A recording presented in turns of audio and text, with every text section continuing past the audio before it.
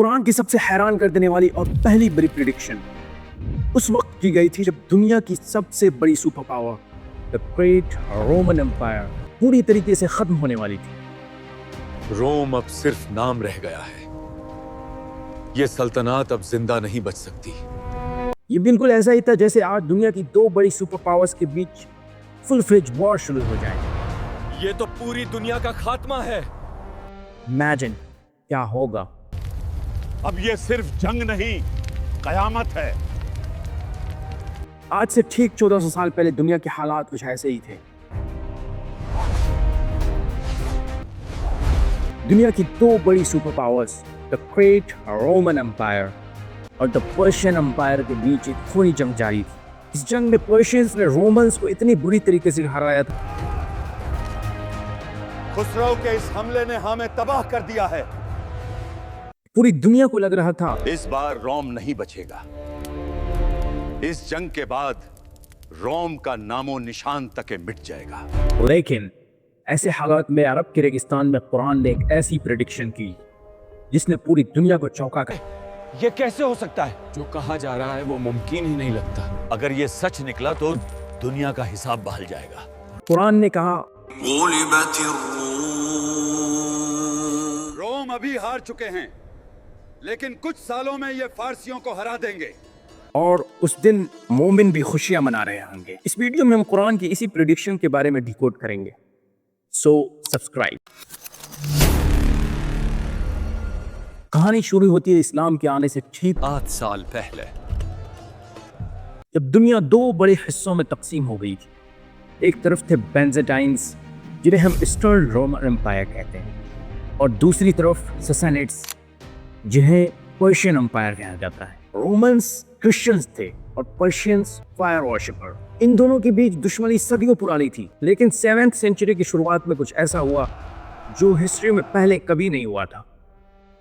Persian बादशाह खुसरो, जो अपने आप को खुदा मानता था, उसने रोम पर एक ऐसा हमला किया जिससे रोमन एम्पायर हरकुलस की टांगें काम गई। हम तबाह कर दिए गए हैं। हालात इतने खराब हो गए कि पर्शियंस सीरिया इजिप्ट को जीतते हुए फाइनली जेरूशलम तक आ पहुंचे।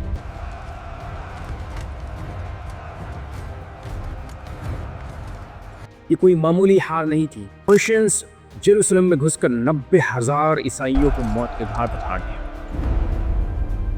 और सबसे बड़ी बात, वो ट्रू क्रॉस जिस पर क्रिश्चियंस के मुताबिक ईसा अलैहिस्सलाम को सूली दी गई थी, उसे वहां से उखाड़ कर पर्शिया ले गए।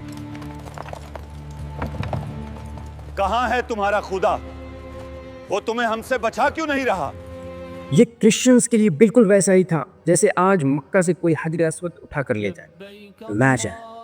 दुनिया के मशहूर हिस्टोरियन एडवर्ड गिबन अपनी किताब the decline and fall of the Roman empire में इस सिचुएशन के बारे में लिखते हैं।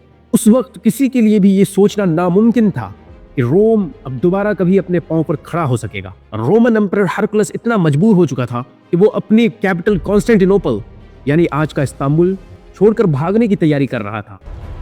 अब यहां रुकना मुमकिन नहीं। अगर रोम को बचाना है तो हमें शहर छोड़ना होगा। जब रोमन्स की इस बुरी हार की खबर मक्का पहुंची तो वहां के मुशरिकीन जश्न मनाने लगे। ये बिल्कुल फितरी था। आखिर पर्शियंस भी हमारे तरह आग के पुजारी हैं। अहले किताब का हारना पहले ही लिखा जा चुका था।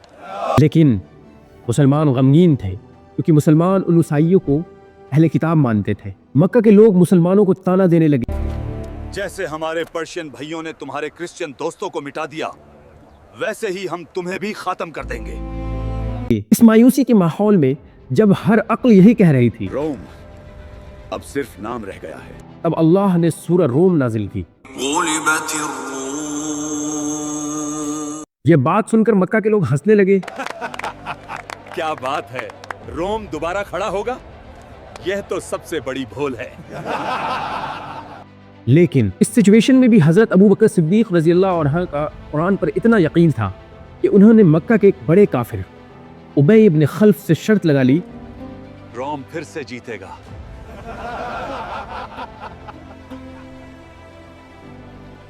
जब इस शर्त की खबर आप सल्लल्लाहु अलैहि वसल्लम तक पहुंची तो आप सल्लल्लाहु अलैहि वसल्लम ने हजरत अबू बकर सिद्दीक रज़ियल्लाहु अन्हु को कहा कि इस बेट के टाइम को बढ़ाकर 9 साल कर दो और रकम भी बढ़ा दो। और वक्त गुजरता गया, 6 साल तक कोई चेंज नहीं आया। हरकुलस चुपचाप अपनी फौज तैयार कर रहा था और फिर हिस्ट्री ने एक ऐसा मिरेकल देखा जिसका जिक्र कुरान ने पहले ही कर दिया था। हरकुलस ने एक प्लान बनाया। जब सीधा रास्ता मुश्किल हो जाए तो अकालमंद वही होता है जो टेढ़ा रास्ता इख्तियार करता है। वो पर्शियंस आर्मी पर डायरेक्ट हमला करने के बजाय ब्लैक सी के रास्ते पर्शियन फौज के पीछे जाकर पर्शिया के हार्टलैंड पर हमला कर दिया।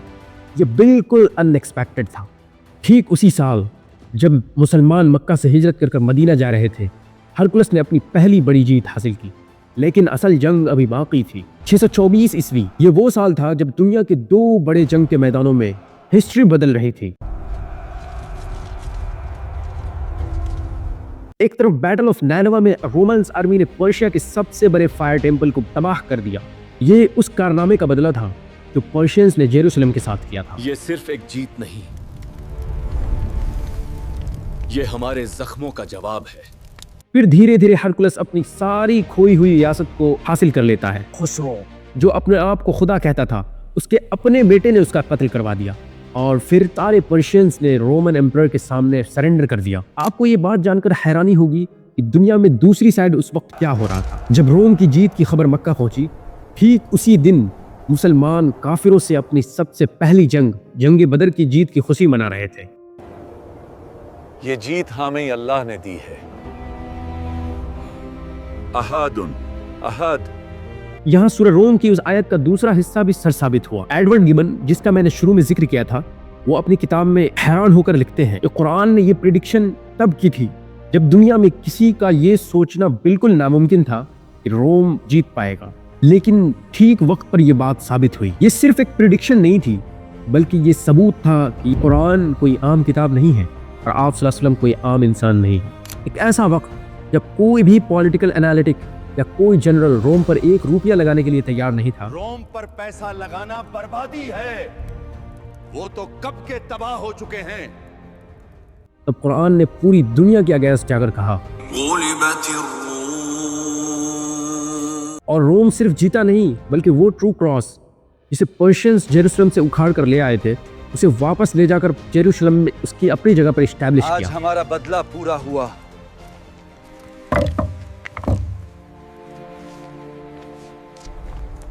हिस्ट्री में ऐसे हजारों प्रेडिक्शन गलत साबित हुए होंगे, लेकिन कुरान की ये फर्स्ट प्रोफेसी हिस्ट्री के बुक्स में आज भी मिरेकल बनकर दर्ज है।